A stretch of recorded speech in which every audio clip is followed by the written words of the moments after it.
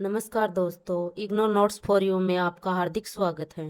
दूसरी यूनिट का नाम है हिंदी साहित्य की पृष्ठभूमि। इस पृष्ठभूमि में सबसे पहले हम पढ़ते हैं प्रस्तावना। प्रस्तावना में पढ़ेंगे सबसे पहले हिंदी साहित्य के इतिहास। पढ़ने से पहले जिस प्रकार साहित्य और इतिहास का अंतर संबंध, हिंदी साहित्य इतिहास, लेखक, काल विभाजन और नामकरण की समस्या आदि पर विचार करना जरूरी है।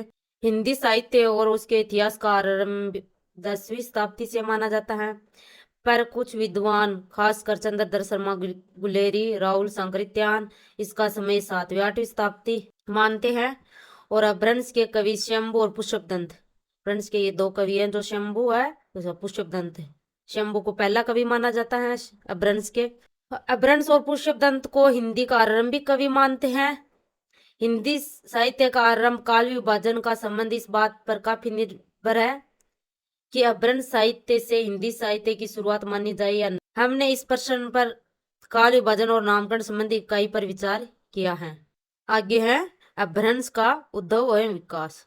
अपभ्रंश का अर्थ भ्रष्ट, विकृत अथवा अशुद्ध।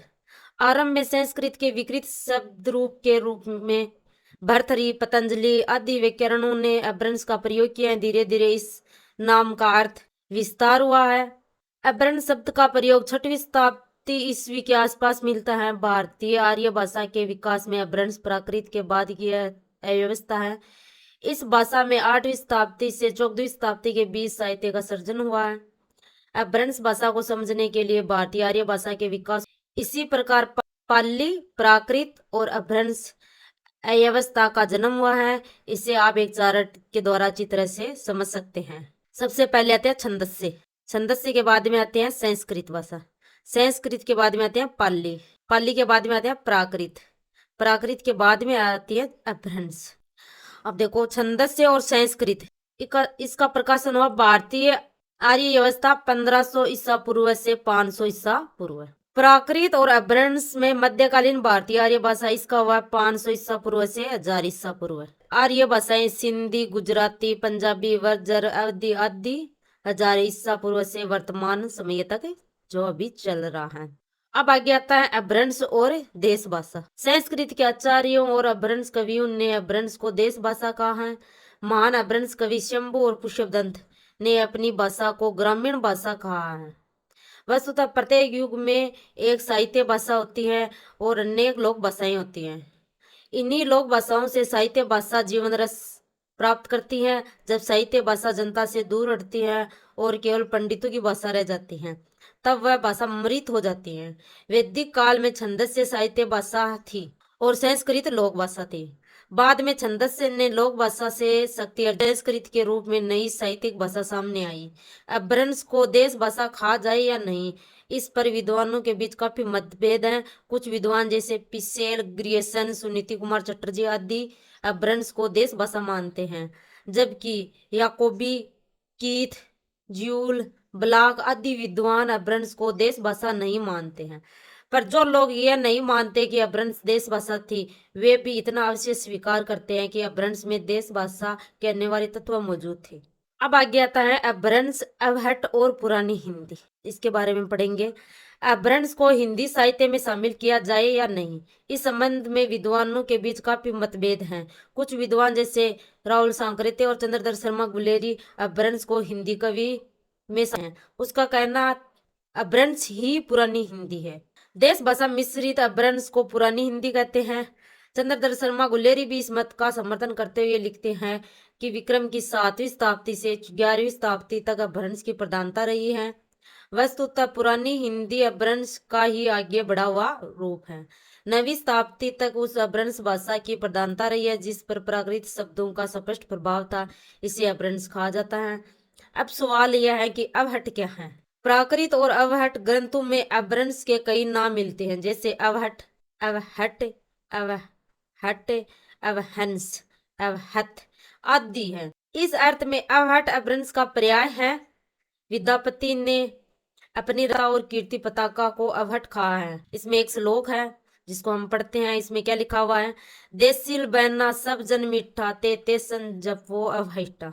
अर्थात इसका अर्थ है कि देसी भाषा सबको मीठी लगती है, अतः मैं वैसे ही अवहट में अपनी कविता कहता हूँ। स्पष्ट है कि विद्यापति ने देसी भाषा मिश्रित परवर्ती भाषा को अवहट कहा है, जिसे परवर्ती अपभ्रंश या पुरानी हिंदी कहा जाता है। अतः अवहट पुरानी हिंदी में कोई अंतर नहीं है, दोनों ही देसी भाषा मिश्रित अपभ्रंश अथवा परवर्ती अपभ्रंश का ही पर्याय है। हमने पढ़ा है कि अवहट और मिश्रित भाषा में क्या फर्क है। अब आगे आता है ऐतिहासिक पृष्ठभूमि। कुछ विद्वान छंदस्य से अपभ्रंश तक की विकसित प्रक्रिया कोई नहीं मानते हैं।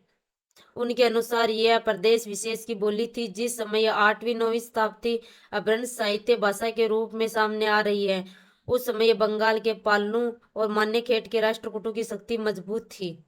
सरह, कण्ह आदि 84 सिद्ध कवि पालू के शासन काल में हुए थे। पुष्यवंश और शंभु जैसे अपभ्रंश कवि राष्ट्रकूटों की छत्र छाया की में काव्य रचना प्रस्तुत कर रहे थे। 10वीं शताब्दी में राष्ट्रकूटों की शक्ति क्षीण पड़ने लगी और गुजरात के सोलंकी चालुक्यों का प्रभाव बढ़ने लगा।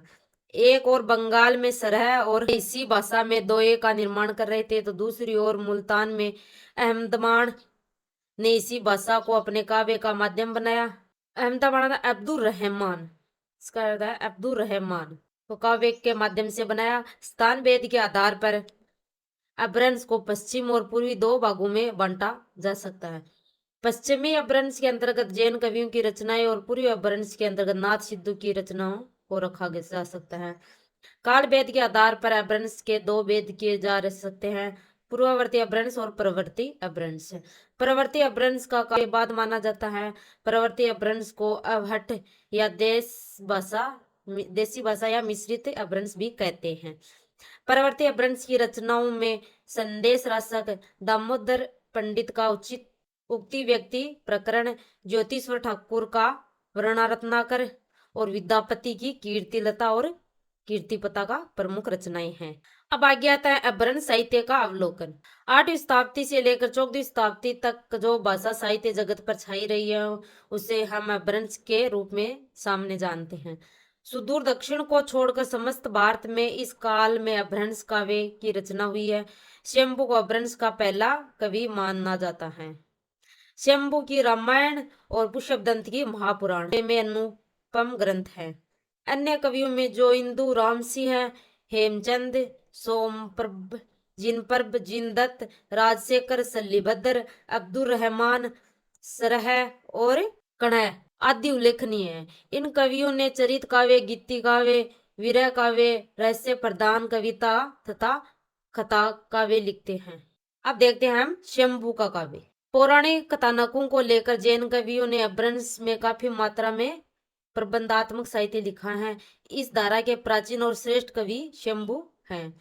शंभु ने राम और कृष्ण के संबंधित चरित काव्य का विस्तार किया है। उनने राम को लेकर प्रेमचर्यु तो पद्मचरित अथवा कृष्ण को लेकर ऋष्णेमेचर्यु अरिष्टनेमी चरित की रचना की है।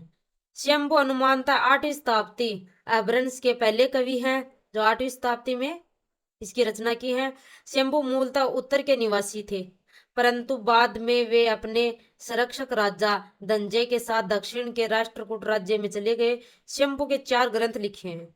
वो है, पहला है पौमचर्यु जो पद्मचरित अथवा रामचरितमानस। दूसरा है ऋष्णेमीचर्यु अरिष्टनेमिचरित या हरिवंश पुराणा में। तीसरा है नाय कुमारचर्यु तो नाकुमार चरित। चौथा है शंभु छंद। पर शंभु की प्रसिद्धि के आधार पर उसका राम काव्य अर्थात प्रेमचर्यु है। प्रेमचर्यु 5 कांड और 83 संधियां हैं। प्रेमचर्यु में राम काव्य लिखने से पूर्व शंभु अपने उद्देश्य स्पष्ट कर देते हैं। तुलसीदास के राम और शंभु के राम में बड़ा अंतर है। तुलसी का राम भगवान के अवतार हैं, पूज्य हैं। शंभु के राम साधारण मनुष्य हैं जो सीता को पाने के लिए रोते हैं। ऋष्णेमिचर्यु या हरिवंश राय पुराणा में शंभु ने जैन परंपरा के 22वें अवतार तीर्थकर अरिष्टनेमी, कृष्ण और कौरवे पांडवे की कथा का वर्णन किया है। कथा कहने की शैली तथा कवित्व शक्ति प्रेमचर्यु में मिलती है। शंभु संगीत, कला तथा काव्य शास्त्र के गहरे अध्ययन और चिंतन का संकेत देते हैं। अब आगे आता है पुष्पदंत। पुष्यदंत के काव्य। पुष्यदंत अपभ्रंश के दूसरे बड़े कवि माने जाते हैं। वे ब्राह्मण थे। उनका जन्म बरार में हुआ था। उनका काल 10वीं शताब्दी ईस्वी में है। उसका अधिकांश समय राष्ट्रकूट की राजधानी मान्यखेत में बीता था। पुष्यदंत शुरू में शैव थे, बाद में वे जैन हो गए। पुष्यदंत की प्रसिद्धि के आधार पर उनकी प्रमुख रचना महापुराण है। उनमें उन्होंने राम कथा, कृष्ण कथा और जैन तीर्थंकरों की जीवन गाथाओं को कट्टर जैन धर्मावलंबी होने के कारण उन्हें संभवतः राम और कृष्ण कथा के अपेक्षा ऋषभ वेद को अधिक स्थान और महत्व दिया है। पुष्यदंत का काव्य कृष्ण की बाल लीलाओं का वर्णन किया है। पुष्यदंत के कृष्ण काफी नटखट है, जो एक झांकी में देखी। अब इसमें एक दोहा लिखा गया है।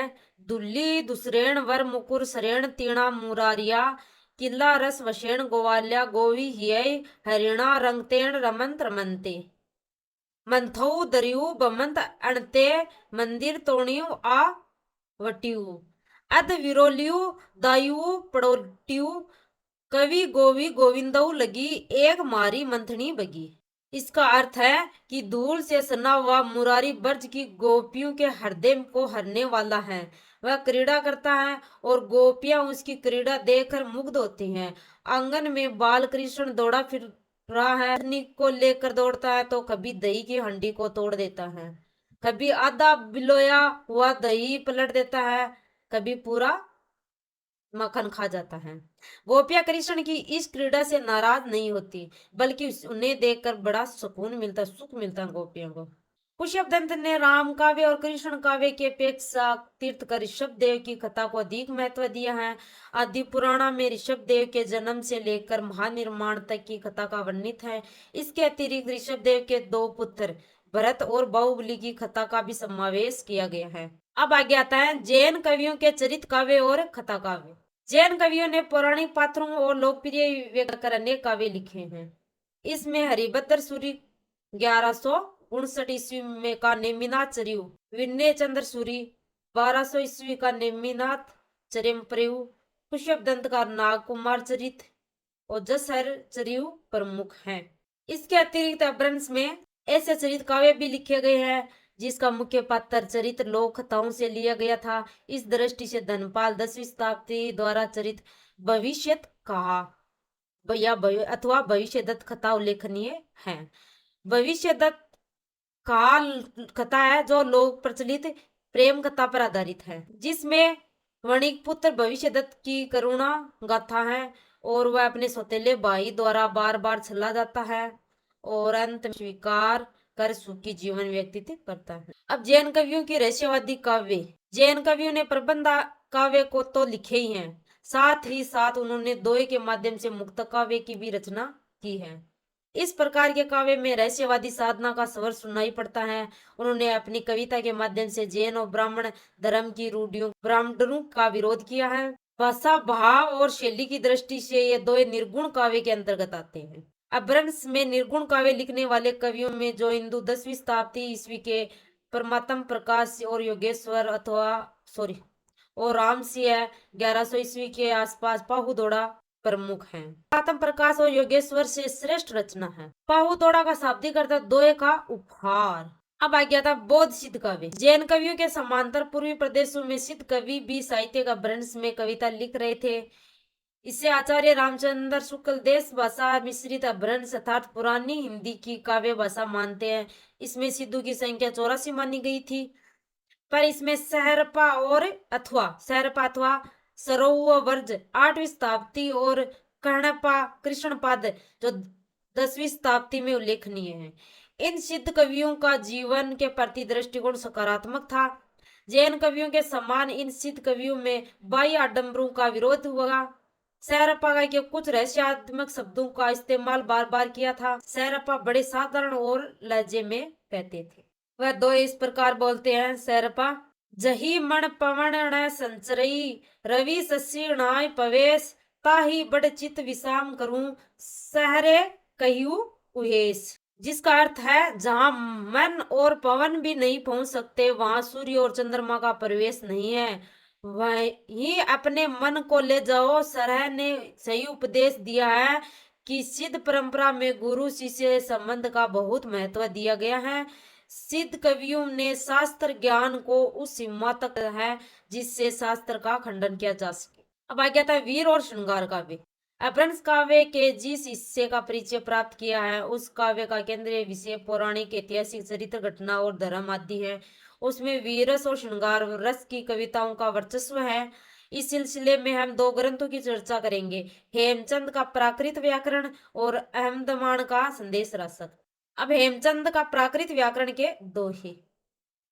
हेमचंद ने 10वीं शताब्दी में सिद्ध हेमचंद शब्दानुशासन नामक एक व्याकरण ग्रंथ लिखा था। इसमें उन्होंने संस्कृत, प्राकृत और अपभ्रंश तीनों का समावेश किया है। हेमचंद के व्याकरणों में जो अपभ्रंश के दोहे संकलित हैं उसमें अपभ्रंश के श्रृंगार और वीर काव्य का परिचय मिलता है। नायिका कभी यह नहीं चाहती लड़ाई के मैदान में से जान बचाकर भाग आए और उसे सखियों के सामने लज्जित होना पड़े। वह तो यह चाहती है कि इससे अच्छा है कि उसका पति युद्ध में वीरगति को प्राप्त हो ताकि वह समाज में गर्व से जी सके। इसमें नायिका अपने पति को वीरता की प्रतियोगिता में भाग लेने के बारे में बोल रही है कि उसका पति वीरगति को प्राप्त हुए, जो युद्ध में पीठ दिखाकर न भागे। साथ ही साथ वो अपने पति के आने की भी बाढ़ जोती है। इसमें एक दोहा और लिखा है, वासु उड़ावती पीऊ दिठू सहसती, अदा बला मही गए अदा फूट तड़ती। इसमें नायिका कहती है कि नायिका कोए उड़ा रही हैं, तभी फिर ये दिख पड़ता है उसको। उसकी आधी चूड़ी तो जमीन पे गिर जाती है और आधी चूड़ी फूट जाती है। प्रेमिका सोचती है जब फिर ये मुझसे मिलेंगे तब मैं उससे उसी तरह समा जाऊंगी जिस तरह नए पूर्वी अर्थात मिट्टी का बना पानी पीने का जो पात्र होता है ना, में जल समा जाता है, उसी प्रकार मैं अपने प्रिय में समा जाऊंगी। इसमें प्रेमिका के पूर्ण आत्म समर्पण की झलक मिलती है, लेकिन जब प्रिय नहीं आता है तो वो प्रेमिका निराश हो जाती है और अपनी तुलना उस पपीहे से करती है जो जल के वियोग में पी पी की रट लगाता रहता है। फ्रेंड्स, भाषा में किस प्रकार के वीर काव्य और श्रृंगार काव्य लिखा जा सकता है जो युद्ध में अपने प्रिय की वीरगति प्राप्त करने पर आंसू नहीं बहाती बल्कि उसे अपने सौभाग्य मानती है। दूसरी तरफ ये भी है कि ये प्रेमिकाएं अपने प्रिय के वियोग में इतनी दुबली पतली हो जाती हैं कि प्रिय के आने की खुशी उन्हें ही होती है कि वह सुहाग समा जाने की बात करती रहती है। अब आ गया था संदेश राशक। संदेश राशक एक संदेश काव्य है जिसके रचयिता अब्दुल रहमान जो 12वीं शताब्दी में हुआ है। इसमें विजयनगर की विरहिणी नायिका एक पति से पति को संदेश भेजती है। इसमें 223 छंद हैं। इसका प्रत्येक छंद अपने आप में स्वतंत्र है। नायिका एक पति को रोककर अपने हृदय की वीरता सुनाती है। विरह के कारण नायिका शरीर से बहुत कमजोर हो गई है, पर प्रिय के प्रति अब उसका प्रेम इतना गहरा है कि उसके हृदय पर इस तरह विरह का आक्रमण नहीं हो पाता। नायिका पति से कहती है कि मैं अपनी व्यर्था सविस्तार नहीं सुना सकती क्योंकि मैं बहुत कमजोर हो गई हूँ। इस प्रकार पूरा संदेश राशक विरह वर्णन से भरा पड़ा है। कृति में अनेक छंदों का प्रयोग है, इसमें पर सर्वाधिक राशक छंद का प्रयोग मिलता है। इसे पढ़ते समय कालिदास का मेघदूत में विरह वर्णन याद आ जाता है। अपभ्रंश काव्य में पौराणिक कथाएं, राम काव्य, कृष्ण काव्य, तीर्थंकरों के जीवन पर आधारित काव्य, धार्मिक रूढ़ियों और ब्रह्मडमरू का विरोध, लोकनायक का चरित्र, शौर्य और श्रृंगार प्रमुख है। हिंदी में वीर गाथात्मक काव्य लिखे गए हैं जिसमें अपभ्रंश के चरित्र काव्यों की झलक पड़ती है। इस प्रकार सिद्धनाथ कवियों की वाणी संत काव्य की पूर्व पीठिका मालूम पड़ती है। हिंदी का काव्य बिसल देवरासो और डोला मारूरा दुहा संदेश रस की परंपरा में ही आते हैं। अब आ गया था अपभ्रंश और हिंदी का चरित्र काव्य। अपभ्रंश के चरित्र काव्यों की रचना हुई है। इस चरित्र काव्य में पुष्पदंत का नाग कुमार चरित्र और जसैर चरित्र प्रमुख है। इसमें प्रमुख पात्रों की वीरता चढ़ाकर वर्णन किया गया है, लेकिन इन पात्रों की ऐतिहासिक नहीं मान सकते क्योंकि इतिहास में इसका कहीं भी उल्लेख नहीं है। दूसरी तरह हिंदी में भी चरित्र काव्य लिखे गए हैं जो रासो काव्य के नाम से प्रसिद्ध हैं, जैसे पृथ्वीराज रासो, हम्मी रासो और खुमान रासो आदि। इनमें राजाओं के धन वैभव, शौर्य, विवाह, शादी आदि का अतिशयोक्तिपूर्ण वर्णन किया गया है। पर अपभ्रंश में लिखे चरित काव्य और हिंदी में लिखे चरित काव्य में एक अंतर यह है कि अपभ्रंश में यहाँ जहाँ पौराणिक और ऐतिहासिक पात्रों की कीर्ति गाथा गाई गई है। अब आगे आता है अपभ्रंश और हिंदी का भक्ति काव्य। अपभ्रंश में एक तरह जैन कवियों ने राम और कृष्ण काव्य लिखे तो दूसरी ओर सिद्धनाथ कवियों ने धार्मिक रूढ़ियों ब्रह्मडोरों का अंतः साधना पर जोर दिया है। हिंदी के राम काव्य और कृष्ण काव्य पर उसका प्रभाव कम पड़ा। राम और कृष्ण ईश्वर के अवतार हैं। जैन काव्य में राम और कृष्ण साधारण पौराणिक पात्र के रूप में सामने आते हैं। इस काव्य में भक्ति नहीं है, राम और कृष्ण के अवतार नहीं है। पर कबीर आदि निर्गुण कवियों ने काव्य सिद्धनाथ काव्य से प्रभावित है। आचार्य हजारी प्रसाद द्विवेदी का मत है यह कबीर आदि निर्गुण मतावादी संतों की वाणियों का बाहरी रूपरेखा पर विचार किया जाए तो मालूम होगा कि यह संपूर्णतः भारतीय है और बौद्ध धर्म के अंतिम सिद्धों और नाथपंथियों योगियों की पद्धति से उसका सीधा संबंध है। वे ही पद, वे ही राग रंगीनियां, वे ही दोहे, वे ही चौपाइयां कबीर की थी। अब आगे आता है अपभ्रंश और हिंदी का श्रृंगार काव्य। अपभ्रंश काव्य में हेमचंद के संदेश रासक का भी परिचय प्राप्त किया है। संदेश रासक के दरे पर हिंदी में दो विरह काव्य मिलते हैं, विसलदेव रासो जो 14वीं शताब्दी में और ढोला मारू राधुआ जो 15वीं शताब्दी में की रचना हुई है। संदेश रासक की तरह विसलदेव रासो भी मूलतः विरह काव्य है और दोनों की मुख्य भावधारा एक ही है, लेकिन विसलदेव रासो पर संदेश रासक की अपेक्षा लोक जीवन का प्रभाव अधिक है। डोला मारू राधुआ भी एक विरह गीत है कि इसे एक कथा काव्य के रूप में प्रस्तुत करने की कोशिश की गई है। डोला मारू राधुआ संदेश रासक और विसलदेव रासो इस अर्थ में भी भिन्न है कि इसमें संदेश भेजने के लिए क्रोच पक्षी को चुना गया है। संदेश रासक में नायिका एक पति को रोकर अपनी विरह व्यर्था सुनाती है और विसलदेव रासो में राज्य के पंडित को संदेश वाहक बनाया गया है। विसलदेव रासो और डोला मारू राधुआ की रचना मारवाड़ प्रदेश में की गई है। अभिव्यंजना शिल्प। अपभ्रंश में लिखा जाने वाला काव्य हिंदी में लिखे जाने वाले काव्य की पूर्व पीठिका है। अपभ्रंश में सबसे ज्यादा जिस छंद का प्रयोग हुआ है वह है दोहा। इसके अतिरिक्त है चौपाई का भी उपयोग अपभ्रंश के कवियों ने किया है। इसके साथ ही साथ रोला, छप्पे आदि छंदों का प्रयोग भी अपभ्रंश कविता में हुआ है। जायसी के पद्मावत और तुलसीदास के रामचरितमानस में दोहा और चौपाई का प्रयोग अपभ्रंश छंदों के समृद्धि को ताजा कर देते हैं। इस क्षेत्र का सर्वश्रेष्ठ उदाहरण कवि जगनिक द्वारा रचित प्रमाल रसो या आल्यखंड है। राग, फाग, चांचर आदि अपभ्रंश भाषा का प्रमुख गेय काव्य हैं। रास काव्य जिसमें रास छंद प्रयुक्त होता है। हिंदी का विसलदेव रासो ऐसा रासो काव्य है। यह काव्य मूलतः प्रेम प्रसंग, श्रृंगार वर्णन आदि का है। फाग एक लोकगीत है जिसे बसंत में गाया जाता है। जैन कवियों के फागों में धार्मिक विचारधारा साफ झलकती है। जिनपद सूरी ने लिखा एक फाग तुल्यबद्ध उपलब्ध है। हिंदी में कबीरदास के नाम से कुछ फाग मिलते हैं। होली के अवसर पर गांव के लोग अब भी फाग गाते हैं। सूरदास का संपूर्ण सूरसागर, तुलसी की गीतावली तथा विनय पत्रिका जो तुलसीदास की रचना है, गीतावली और विनय पत्रिका गेय पद्यों में ही रचित है। अब उनकी कथानक रूढ़ियां। काव्य में कथानक रूढ़ियां लोक विश्वासों पर आधारित होती हैं। अपभ्रंश में इस पद्धति पर प्रबंध काव्य लिखने की प्रवृत्ति बढ़ी और हिंदी के महत्वपूर्ण कवि तुलसीदास ने इस नियम का पालन किया। प्रयुक्त होने वाली प्रमुख कथानक रूढ़ियां इस प्रकार है। पहली है उजाड़ नगर का मिलना, कुमारी दर्शन तथा उसके विवाह। दूसरा है प्रथम दर्शन, गुण श्रवण, करकंठ चरियो और णाय चरियो रचना में है। तीसरा दीपांतर, विशेषकर सिंहल देश की यात्रा और जहाज का डूबना जो भविष्य कथा में पाया जाता है। काव्य की बाह्य प्रबंध रूढ़ियों में प्रवृत्ति साहित्य में पाई जाती हैं।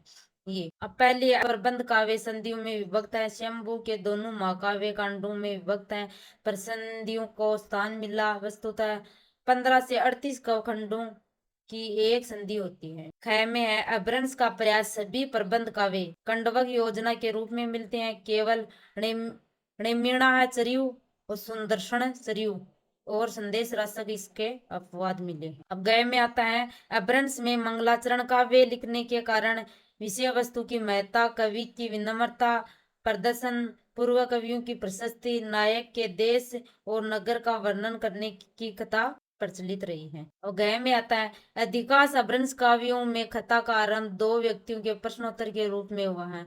प्राकृत और अपभ्रंश के सभी काव्य प्रश्नोत्तर के रूप, हिंदी में पृथ्वीराज रासो और रामचरितमानस इसी प्रश्नोत्तर शैली को अपनाते हैं।